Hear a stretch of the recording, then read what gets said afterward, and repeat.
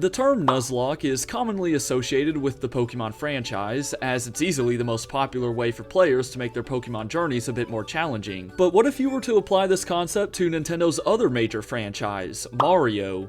You see, every game in the new Super Mario Bros. Series allows you to play with at least one other character aside from Mario. And yes, this even applies to New Super Mario Bros. DS all the way back in 2006, as you can just hold down the L and R buttons when selecting your file to play as Luigi. So this begs the question, would I be able to complete a New Super Mario Bros. DS Nuzlocke? I mean, it doesn't sound too bad. You've got 20 levels to beat while only having 2 lives to work with, one with Mario and the other with Luigi. Seems relatively simple, right? Well, let's find out. Now, World 1 only features 3 levels to surpass, and the first level is the easiest one in the entire game, so obviously I never lose a life in it. World 1-1. First level. We're not losing first level, come on. Such a good game.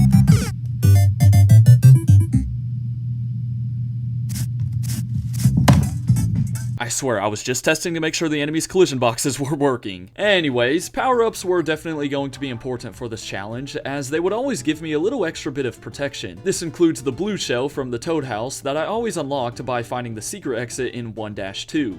You see, in order to go straight from World 1 to World 5, you need to locate the hidden exit in the World 1 mini castle, which can only be done with the use of a blue shell power-up. Oh wait, no, I can't get any other power-up. It replaced it replaced the blue shell.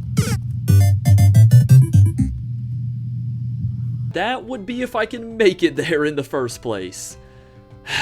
Yeah, this is when I realized that this Nuzlocke would be much more challenging than I initially thought. You know what they say though, third time's the charm, as I successfully reached World 5 and blazed past the penguin looking dudes in 5-1. 5A never really gave us many issues, as it just required a handful of patient jumps.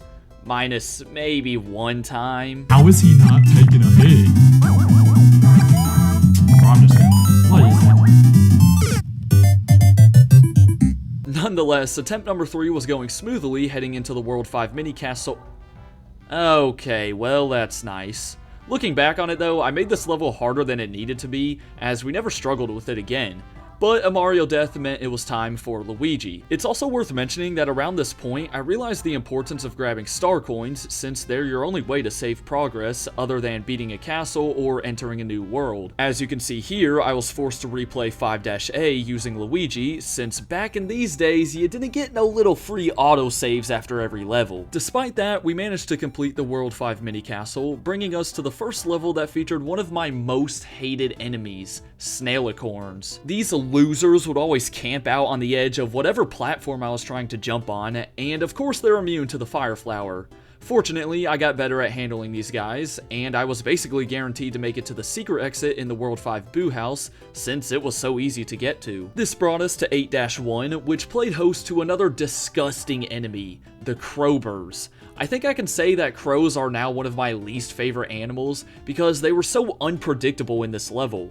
Sometimes they fly right above the ground, other times they soar above you when you're trying to make a jump, and sometimes I just jumped right into them. Oh no, what is this thing doing?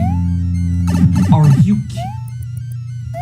Not to mention, bullet bills also occupy 8-1, but somehow Luigi managed to hang on until the flagpole. But things got even worse in 8-2 with these stupid spider guys that skimmed across the water and pooped out bombs. I spent so long trying to avoid these things that the level's timer started to run out, causing me to panic, and yeah. I have to... There's a timer? You know, I think the saying actually goes 4th time's the charm. Believe it or not, this was looking to be true for a while, as I made it to the World 8 mini castle with Mario, and barely got through the Bowser Jr. fight. 8-3 was never a problem, as we just had to swim away from this giant eel, but 8-4 is where dreams come to die. This is solely because of these awful spiders that spawn at way too fast of a rate. They don't even deserve to be called by their real names. Whoever created these things must have really had something out for Mario players. Miraculously though, I made it through on our first attempt, and even got by Dry Bowser in the big castle, leading us to the home stretch, which is anything but home. 8-5 includes some lava, along with a pretty intense final section, while 8-6 requires you to quickly make your way to the top while avoiding the rising lava. It was here where Mario went down, and Luigi, well... I need to land in like the middle of these. Well, I'm not really doing that right now. It also didn't help that this entire time my chat was not locked in. I made a community post of the art on my channel. Oh, goodness. Do I even risk taking a peek? Yeah, you're cut from the stream, man. Hey, start finding a new YouTube channel to watch because you're gone. Nah, that's the most inaccurate thing I've ever seen, bro. But hey, we nearly reached the end on the first day. Surely this challenge will only take another day or two. Surely, right? You know, let the sun's rays shine down upon you. Feel the nice breeze.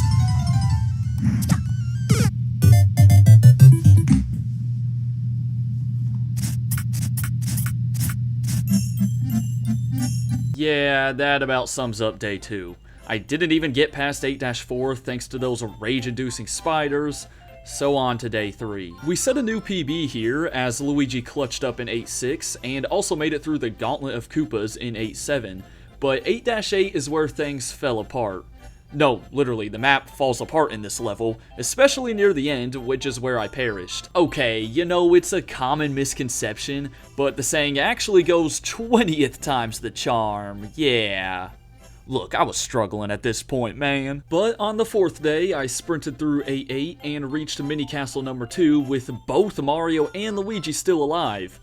And I then proceeded to die twice because I'm the worst at handling those stupid snake block levels. The 5th day sadly featured much of the same, while during the 6th one, I gained some newly found confidence.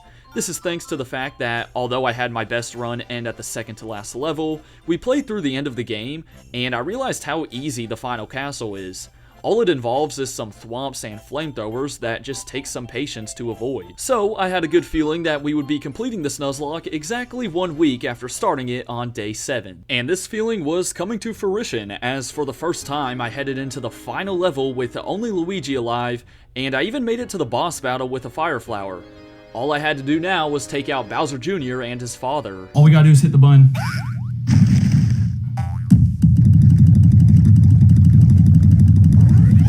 We win.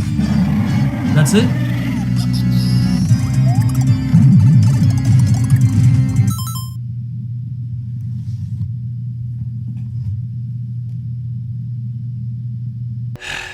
I thought you could just use invincibility frames to get by Bowser and press the button, but clearly that wasn't the case. Yep, I went on to lose at the very end.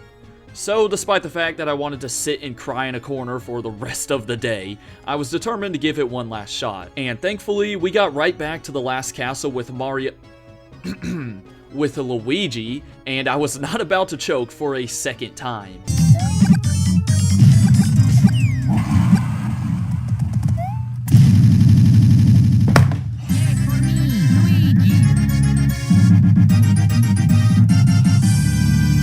It is over, dude. Dude, let's go, man. Bro, I'm about to start having tears of joy. The new Super Mario Bros. DS Nuzlocke.